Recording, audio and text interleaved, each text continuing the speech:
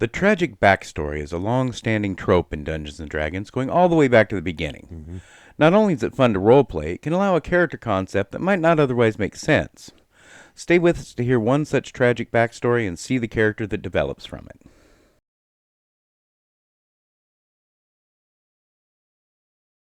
Hi everyone, and welcome to a sorrowful episode of The Dungeon Crashers. I'm Guy. And I'm Zapeel. Before we get started, remember to like this video, subscribe to our channel, and turn on notifications so you don't miss any of our exciting D&D content. We have this build and two more, and then we would be done with the Mountain Dwarf party. We started a poll in the community tab about what racial party you want us to do next. Take a minute and go vote. There's a character building trick in 5th edition that most people know about. We've seen it in all sorts of lists and clickbait articles, but none of our group has ever tried to use it. The idea is to take one level of fighter and then continue with wizard levels after that. Mechanically, it is a good plan. It gives heavy armor proficiency with all weapons, and strength and constitution saves. All of these things are great for a wizard to potentially have, especially the constitution saves. The reason we haven't used it is because it doesn't make a lot of sense from a roleplay standpoint. We have multi-class fighter and wizard, but it has been an eldritch knight or a psychic warrior who studies wizardry later in their career after gaining magical abilities. Just taking one level of fighter, then becoming a wizard seems strange.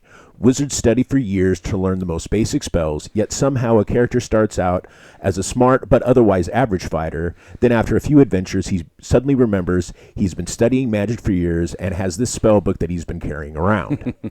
Not saying this can't be done, just that in our campaign it would require a backstory to explain it, and some roleplay to set it up. That is what we're going to be doing here today. Mm-hmm. Today we're continuing our party of dwarven heroes with the group's resident wizard. The study of wizardry is not common among the dwarves of the Silverdown clan. While the dwarven god Thautom has given the secrets of magic to the dwarven people, most dwarves turn the study of magic towards artifice and craftsmanship. Wizardry is not shunned or forbidden, but thought of as something gnomes and humans do, and there are no formal school of magic among the clans. Now our hero doesn't start his life as a student of magic, far from it. He's the son of a small mine holder. He was trained by his parents in the art of warfare and mining. He and his siblings worked the mine for silver and precious mithril, and fended off raids from those who would steal their family's treasures. While most of the threats they face come from the goblin tribes that shared the mountains where they made their home, but at times the enemies came from under the mountain, drow, Duergar, and even more terrible things. When our hero was just a young lad, just past his 20th name day, trouble fell upon the minefolk. Some of the miners who worked with his father went missing and could not be found. Then one was found and had met a grisly fate. His body lay unclothed on a cavern floor. There were no wounds on him save for a gaping hole in the front of his head, and it seemed that the contents of his skull had been emptied through it. As mine holders, it was our hero's parents' duty to seek out and destroy the cause of this threat. So they sent the younger sister to safety with neighbors, and they, along with our hero and his brother, donned their armor, gathered their weapons, and set out into the depths beyond the mine. Our hero's mother was a skilled tracker and stalker of the Underdark, and it did not take long to find a trail. After no more than 2 days of searching, they came upon more bodies, not just those of dwarves, but goblins as well. They followed this trail of the dead until they came across a lighted cavern. As a group, they rushed into the cavern, hoping to take whatever lurked there unaware, but were instead greeted by a half-dozen guards, 4 goblins and 2 dwarves that they knew well, but who seemed not to recognize the ones who had come to save them, and rushed into battle to protect the creature behind them. It was tall like a human, but very slender. Its skin was a sickly purple color, and its eyes were pools of black, and where its mouth should be, instead it had writhing tentacles growing from its face. Our hero's mother shouted, "Illithid!" with a hint of fear in her voice, and rushed to attack it. His father laid about him with his axe and ordered our hero and his brother to do the same, but to no avail. Without even striking a blow, our hero was sent sprawling to sleep by a wave of the creature's hand. He awoke in a makeshift cage with his brother. His parents stood obediently before the creature, seeming to not know where they were. 3 of the goblins and 1 of the dwarves had been slain, but the creature seemed unharmed. Over the next few weeks, our hero suffered in the cage as the creature fed first on the remaining dwarf and goblin, and then our hero was forced to watch as it fed on his parents in the same fashion, knowing that the same fate awaited he and his brother. Such would have surely been the case, but the gods favored our hero. When the party did not return, the minefolk sent word to the clan elders, and a band of heroes was sent to the rescue. The dwarven rescuers set on the creature with a vengeance. It tried to fight, casting spells of fire and destruction and using its strange mind powers, but it was overmatched by the rescuers and cut to pieces. The rescuers liberated our hero and recovered the bodies of the dead and the treasures the creatures had stolen. Among these treasures was the creature's book of wizardry. The rescuers tossed it on the fire as they left, but the pages didn't burn. Seeing this, our hero secretly pulled the book from the flames and hid it in his cloak. In the aftermath, our hero and his brother returned to bury their family. As the eldest, his brother took control of the mine hold, and our hero remained to aid him. Normally, the young dwarves would have been left to raise their young sister, but one of the rescuers, who was a high noble in the clan, made them an offer. "You two are fine lads, to be sure," he said, "but a girl needs a mother and a father. I have a daughter about her age. If you'd allow it, I'll foster your sister in my household and raise her alongside my own child." Knowing it would be best for their sister to be raised by a family in a noble household than by a pair of young bachelor dwarves trying to run a mine, our hero and his brother accepted the offer. Yeah. Our hero is a mountain dwarf. This gives him 60 feet of dark vision, stone cutting, giving him double proficiency on history checks involving stonework. He is medium size and has a move speed of 30 feet, and has resistance to poison damage and advantage on saves against the poison condition. We are using the Haunted One background from the Curse of Strahd. Our hero has suffered a terrible loss and is tortured by it, and has a heart of darkness. This feature means that people can tell that he has suffered an unimaginable horror, and though some may be frightened of him, they also are sympathetic and will do their best to help him as long as he hasn't threatened them, and will even take up arms to fight alongside him if he is facing an enemy alone. In our hero's story, he has become dark and reclusive. When not working in the mine, he broods alone in his chamber, secretly studying the book he took from the creature's lair, seeking to learn its secrets so as not to fall victim to such powers again. The clansfolk try to comfort him, but in time they leave him alone to his brooding. He learns much in his self-imposed exile. He learns to decipher the magical symbols that describe the workings of the spells, and he also learns the strange language of the creature who wrote the book. During this time, he also bargains with gnomes who have come to trade, seeking everything he can find out about both magic and the creature his mother called an illithid. The Haunted One background gives him proficiency with his choice of 2 skills from among Investigation, Arcana, Religion, and Survival, and he takes Investigation and Arcana. It also gives proficiency in 2 languages. One must be an exotic one. He already speaks Dwarven and Common, so he takes Undercommon, which is the trade speech used by deep gnomes and other races that live beneath the roots of the mountains. He also learns Deep Speech, which is the language of the illithid, who wrote the spellbook, as well as that of other abjurations such as Beholders. Though he learns much magic, our hero has not mastered the art of casting spells, and begins his career as a fighter. He gains 2 skills from the fighter list, and he takes Athletics and History. Work in the mines has made him strong, and his studies have given him a wealth of knowledge. Fighters are proficient with all armor and weapons, as well as strength and constitution saves. They also get Second Wind, allowing them to heal 1d10 plus fighter level in hit points, one time between short or long rests. Fighters also have a fighting style, and our hero takes the defensive style, giving him an additional point of armor class when wearing armor. Mountain dwarves get +2 bonus to both strength and constitution. Using the point buy, we put a 14 on strength, which will be 16 after the bonus, a 10 on dexterity, a 14 on constitution, which will also be a 16 after the racial bonus. We put a 14 on intelligence. Our hero is studious and well-read, and it will be our casting stat when he becomes a wizard. Finally, we put a 10 on both wisdom and charisma. 10 years pass as he loses himself in his obsession. During this time, his brother takes a wife who comes to make the mine hold into a home. She is kind to our hero, but his darkness and brooding frighten her, and though she tries to reach out to him, they never grow close. Their sister visits from time to time, and she's the only thing that lifts our hero out of his darkness. When she is there, he forgets his gloom and laughs and feasts as if all was well. After the 10th year, instead of a visit, they get an invitation. Her foster family is having a feast in honor of her 20th name day, and our hero and his brother's family are asked to attend. The feast is lavish as one would expect of a noble house. Our hero's sister welcomes her brother excitedly and introduces him to her foster sister, who is nearly the same age, but could not be more different. His sister is slight of build for a dwarf, almost gnomishly slender. Her foster sister, on the other hand, is strong and well-muscled, but just as beautiful. The noble shield maiden tells him that she has been given command of a war band and that his sister will be joining her.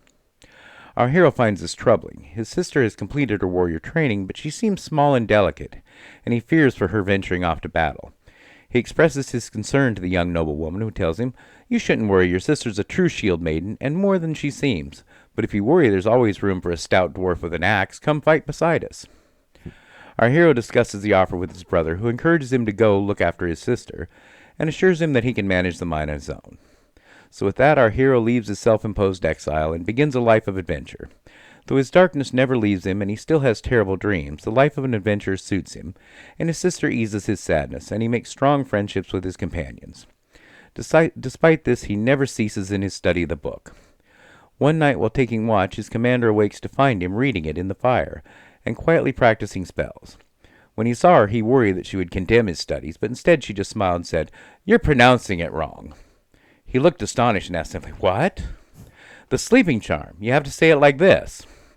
She explained to him that she knew nothing of the art of wizardry or scribing spells, but her patron Valkyrie had taught her to use magic, and she knows much about the language and gestures used to cast spells. After that, she takes watch with him at night and helps him master the art of spellcraft. At second level, he becomes a first-level wizard. He gains 2 first-level spell slots and has arcane recovery, allowing him to regain spell slots equal to half his wizard level rounded up on a short rest once per day. He knows 3 cantrips and can use the Mind Flayer's spellbook, which contains 6 first-level spells. His cantrips are Acid Splash, Firebolt, and Green Flame Blade. It seems the Illithid preferred Evocation magic. The spells in the book are Detect Magic and Identify, Shield, Chromatic Orb, Sleep, and Burning Hands. Wizards are prepared casters, and he can prepare a number of spells equal to his wizard level plus his intelligence modifier, so 3 for now. He is also a ritual caster and can cast ritual spells such as Identify and Detect Magic by performing a 10-minute ritual instead of using a spell slot. He doesn't need to have the spell prepared as long as it's in his spellbook and the spellbook is in his possession. Wizards can also use an arcane focus instead of material components for many of their spells. An arcane focus can be a specially constructed wand, staff, or orb. A wizard must have a hand free to perform the somatic components of spells, but it can be the same hand that they hold their arcane focus in. He constructs a staff according to the instructions found in the spellbook to use as his focus. Used one-handed, a staff deals 1d6 bludgeoning damage, which is weaker than his trusty battle axe, but will allow him to use a shield and still cast spells. Yep. At third level, he becomes second level of wizard and chooses his school of magic. His spellbook contains a wealth of information on the use of evocation magic, so he becomes an invoker. As such, he is an evocation savant, needing only half the time and gold to copy evocation spells into his spellbook. He also gains the ability to sculpt his evocation spells, leaving areas of relative safety. When he casts an evocation spell with an area of effect, he can choose a number of creatures equal to 1 plus the spell's level. The creatures automatically succeed the saving throw against the spell, and if they would take half damage from saving, they take no damage instead. This makes it much easier to position those spells in battle. Spells with cone-shaped area of effects, such as Burning Hands, are often especially difficult to use without hitting allies, but for an evoker, that isn't a problem. He also gains a 3rd first-level spell slot and can add 2 more spells to his book. Chromatic Orb and Burning Hands cover all of his needs for evocation magic, so he adds Absorb Elements to increase his defense and Comprehend Languages, which is a ritual spell that can be very useful in his travels. At 4th level, he has seen a great deal of adventure and has had an opportunity to study more powerful spells. He becomes a 3rd level of wizard, and he gains a 4th first level spell slot and 2 second level spell slots, and can add 2 more spells to his spellbook that can be of 2nd level. He adds Scorching Ray for a powerful ranged attack. While this will be more effective than Chromatic Orb, he should still prepare the orb both to use for his 1st level slots and cast a 2nd level slot against enemies that can resist fire. He also adds Mirror Image, giving him even more protection. As he is wearing heavy armor and using a shield and has the defense style, his armor class should be between 19 and 20, so he is well protected. Mirror Image will make him even more so, and the shield and absorb elements available, he should be very difficult to harm. At 5th level, he becomes a 4th level wizard, gaining an ability score improvement, and he is increasing his intelligence to 16. While fully capable of handling himself in melee, especially with Green Flame Blade, casting is his priority, and he will be improving that as much as possible. His cantrips improve, dealing an extra dice of damage for Firebolt and Acid Splash, and Green Flame Blade now deals an additional D8 to the target and a D8 plus his intelligence modifier to an adjacent enemy. He also learns another cantrip and chooses Message to help guide his allies. His companions appreciate his intelligence and knowledge and often seek his counsel when planning tactics and preparing for expeditions. He gains a 3rd second-level spell slot and can add 2 more spells to his book. He adds Shatter for a strong range area of effect, evocation, and he adds Augury, which is a divination ritual that can provide valuable information. At 6th level, our hero's studies have progressed far enough to become a 5th level wizard. He gains 2 3rd level spell slots and can add 2 more spells to his book that can be of 3rd level. For the first, he adds Fireball. It is one of the most powerful evocation spells, and with his sculpted ability, he can use it freely without risking harm to his companions. Fireball is also going to be the benchmark spell for him when choosing higher level evocations. Before taking one, we are going to ask if it is better than just upcasting a Fireball in a higher level slot. Many of them aren't. Of course, we will want to have options for enemies that can resist fire, but otherwise Fireball can handle a lot of problems. For the second spell, we add Counterspell. This is what we've been studying to achieve. We no longer need to fear some monster striking us down without a fight, and we can now counter any spells they would use against us. And at 7th level, he and his companions have ventured beyond the mountains in service to the clan. He has been to the lands of humans and even elves, and everywhere he travels he seeks out new sources of magical knowledge. He becomes a 6th level wizard. His studies in evocation magic have given him potent cantrips. When a creature makes a saving throw against one of his cantrips, it takes half the damage from the cantrip, but none of the additional effects. Currently, Acid Splash is his only saving throw cantrip, but this will make it much more reliable. He also gains a 3rd level spell slot and can add 2 more spells to his book. For the first, he takes Melf's Minute Meteors. That creates 6 meteors, which are small orbs of fire that float in his space.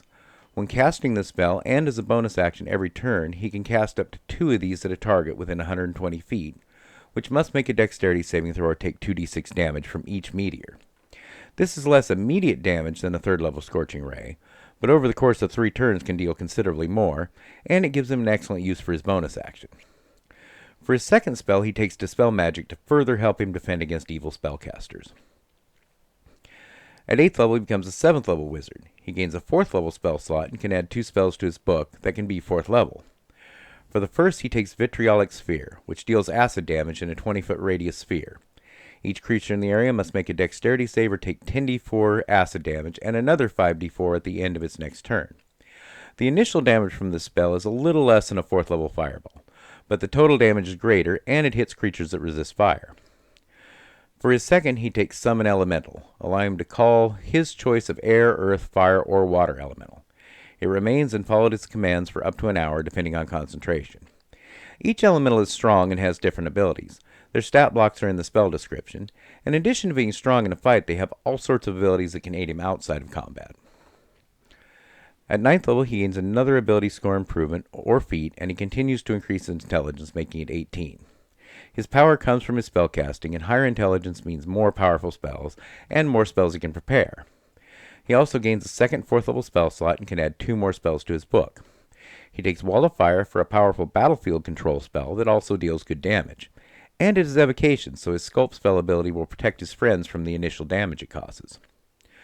For the second, he takes Autolux Resilient Sphere, which can contain a powerful enemy for the duration, effectively removing it from the fight.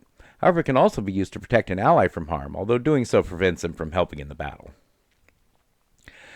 At 10th level, our hero's magical knowledge becomes even greater, and he becomes a 9th level wizard. He gains a 3rd 4th level spell slot and 1 5th level spell slot. He can also add 2 spells to his book that can be 5th level. The first he learns is Bigby's Hand, which creates a hand-shaped field of force that can do a variety of things. It can attack or shove enemies, it can grapple them, or it can be used defensively, protecting the caster from enemies. The caster decides what it does each round, and it lasts for up to a minute depending on concentration. For the second, he takes Teleportation Circle. His adventures take him far and wide, and he can use teleportation circles that he has found or prepared to travel quickly around the world. At 11th level, our hero and his companions gained great renown. While once his wizardry roused suspicion among the clan, he is now seen as a knowledgeable sage, and many clan elders seek his counsel. He becomes a 10th level wizard, and as an evoker, his evocations become empowered, allowing him to add his intelligence modifier to 1 damage roll of any wizard evocation he casts. While this is not a large amount of damage, it adds up and is particularly useful when using cantrips. He also learns another cantrip at this level, and he takes Frostbite. The target must make a Constitution save or take cold damage and have disadvantage on the next attack it makes. This is similar to the Bard's Vicious Mockery, but it deals more damage. However, since it targets Constitution instead of Wisdom, it can be less reliable. The power of his cantrips also improve, gaining an additional dice of damage. Firebolt now deals 3d10, Acid Splash and Frostbite deal 3d6, and Green Flame Blade deals 2d8 to both the primary and secondary targets. Frostbite, Firebolt, and Green Flame Blade also benefit from his empowered evocation, while Acid Splash and Frostbite benefit from his potent cantrip ability. He also gains a second 5th level spell slot and can add 2 more spells to his book. For the first, he takes Summon Draconic Spirit, which conjures a spirit that takes the form of a dragon. This is also a good alternative to Summon Elemental. In battle, the stat blocks for the dragons are in the spell description. They fly and have a breath weapon. They are large size and can be used as a mount. They can do more damage than the elementals, but lack some of the elementals' utility and use higher level spell slots. Like Summon Elemental, this lasts for an hour depending on concentration. Which one of these spells really depends on the nature of the adventure and what obstacles and enemies you think you might encounter. Of course, you could always prepare both if you think they might be useful. For his second spell, he takes Contact Other Plane, which is another divination ritual that can provide excellent information. As you might have noticed, he didn't take any straight damage spells. Some wizards might have taken Synaptic Static or Steel Wind Strike because they don't harm allies, but that isn't a problem for an evoker, so an upcasted Fireball or Vitriolic Sphere is strictly better than either of those. Dawn is an option because it deals ongoing damage, but it isn't amazing and requires concentration, so that could be used for something better. At 12th level, 2 of his companions and closest friends become husband and wife. He rejoices for them, but feels that he could never do such a thing. His nightmares still haunt him, and though he has enough power to no longer need to fear monsters, he still fears getting close to someone and having to watch them die as he has watched his parents die. He has vowed that he will die before he sees his friends or his sister die before his eyes and continually seeks greater power with which to protect them. He becomes 11th level wizard, and he gains a 6th level spell slot and adds 2 more spells to his book that can be of 6th level. For the first, he takes Oluk's Freezing Sphere. While dealing slightly less damage than an upcasted Fireball, its area of effect is huge, and it also has the added bonus of freezing water in its area, which can be useful. It can also be held after being cast for up to a minute before it detonates, and until the caster or anyone he gives it to can throw it up to 40 feet or launch it from a sling, and it will detonate on impact. For the second spell, he takes Globe of Invulnerability, which creates a 10-foot meter sphere around the caster that completely protects everyone within it from the spells of 5th level or lower. Even if the spell has an area of effect, the area can't pass within the globe. At 13th level, he becomes a 12th level wizard, gaining another ability score improvement, and he caps his intelligence at 20. He can also add 2 more spells to his book, and the first is Tasha's Otherworldly Guise. It gives him a 40-foot fly speed, resistance to radiant and necrotic damage, immunity to the charmed condition. It gives him a +2 bonus to armor class and grants him the extra attack ability, makes his weapon attacks magical, and allows him to use intelligence instead of strength for the attack and damage rolls. This is cast as a bonus action and lasts up to a minute depending on concentration. This is a great spell to hold on to for when you are low on spell slots and need to jump into melee, but the protection and fly speed can be useful when facing powerful enemies, even if you are intending to cast spells. The second he takes is Disintegrate. Though not an evocation, it is an extremely powerful single-target damaging spell that can be great when fighting against a single powerful enemy. At 14th level, he is becoming a truly powerful worker of magic. He becomes a 13th level wizard, and he gains a 7th level spell slot and can add 2 more spells to his book. The first he takes is Prismatic Spray. This powerful evocation fills a 60-foot cone with rainbow light. Each creature in the cone must make a dexterity save or be struck by 1 or more rays determined at random. The damage from each ray is less than an upcasted Fireball. The area of effect is excellent, especially for an evoker that doesn't need to worry about hitting his allies. Also, some of the rays have powerful effects that can be more destructive than simply dealing damage, and unlucky enemies could be hit by more than 1 ray. And for his second, he takes Teleport. No longer is he limited to only traveling to places with a teleportation circle. He can now travel to anywhere he is seen or even places that have been described to him. However, traveling to places without a teleportation circle, particularly ones he doesn't know well, carries risks. At 15th level, he becomes a 14th level wizard and gains the ability to overchannel his evocation spells. 1 time per long rest, he can have 1 of his evocation spells deal maximum damage. He can use this ability, but if he does so a second time before taking a long rest, he suffers 2d12 necrotic damage for each level spell, and this damage ignores resistance and immunity. Frankly, I don't see many situations this is worth doing, but our hero will risk anything to protect his friends, and could be more than willing to destroy himself if doing so would save them. Mm-hmm. If the caster does so additional times, the damage per level spell increases by d12 every time it is used. He doesn't gain any more spell slots, but can add 2 more spells to his spellbook. The first he takes is Crown of Stars. This is a more powerful version of Melf's minute meteors. It gives 7 motes instead of 6, and although he can only throw 1 mote per round, each one deals 4d12 damage. For his second, he takes Draconic Transformation.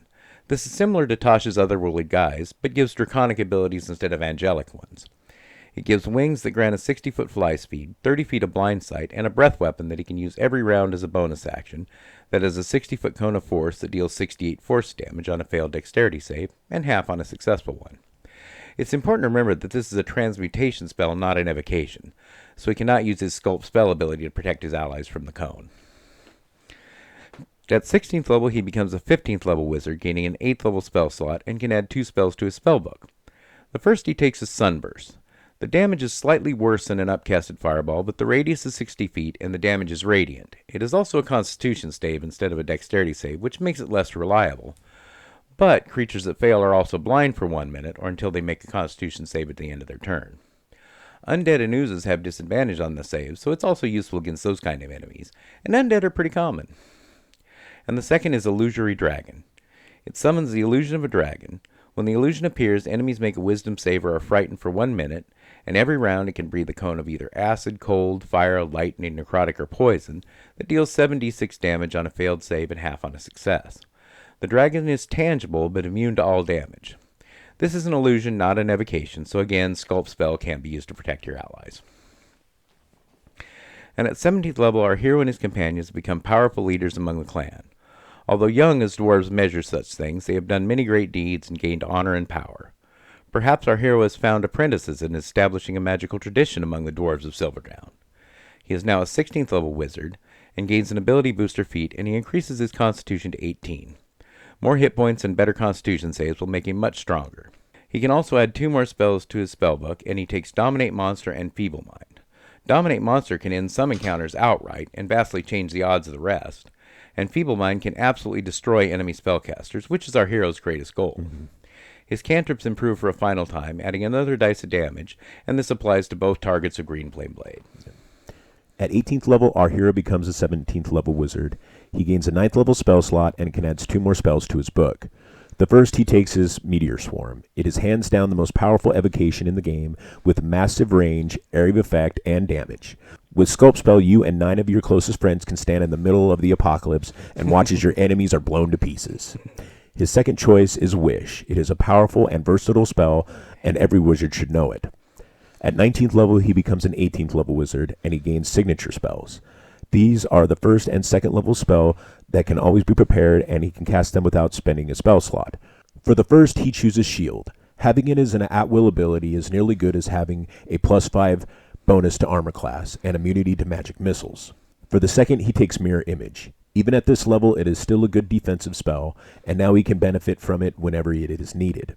He also adds 2 more spells to his book, and he takes Shape Change. It is the ultimate transformation spell, allowing you to take the form of any creature of a challenge rating equal to your level that isn't a construct or undead. You can still use any of your own proficiencies and abilities, as long as the new form is capable of doing so. You can also choose to wear any of your equipment that the new form can use. For the second, he takes Invulnerability, which simply makes him immune to all damage. There is no exceptions. He just can't take damage. He also gains a 3rd, 5th level spell slot. At 20th level, our hero has become the first Grand Wizard of the Silverdown Mountains. He has established a school of wizardry and actively recruits young dwarves for apprenticeships. He has fortified the mines with magical defenses to ward off terrors from the Underdark. He becomes a 19th level wizard, gaining a final ability score improvement or a feat, and he can take virtually anything. He could cap his constitution at 20, but more wisdom could also be good. But we are going to instead take the Artificer Initiate feat. It gives him 1 cantrip from the Artificer list, and he will take Guidance. He also gains proficiency with an artisan tool of his choice that he can also use as a spellcasting focus. Lastly, he learns a 1st level spell from the Artificer list that he can cast once per day without using a spell slot, and can also cast it with any spell slots he has. For his spell, he chooses Cure Wounds, as it is unavailable to wizards and it is very useful. He can also add 2 more spells to his spellbook. You should use these to fill any gaps in your arsenal of spells. At 20th level, it is obvious that he is very powerful, as one would expect from a 20th level wizard. but he has some advantages. His ability to use heavy armor makes him very difficult to kill. Combined with his magical defenses, he's practically invulnerable. His weapon training and strength, combined with his ability to buff himself, he is also a force in melee. We hope you enjoyed this build and the character. Please tell us what you thought in the comments below, as well as any suggestions or build ideas. And join us next week when we do Andrew Haxby's suggestion of building a Eloquence Bard and a Peace Cleric that we will be using for the wizard's younger sister. So until then, Cheers. Cheers.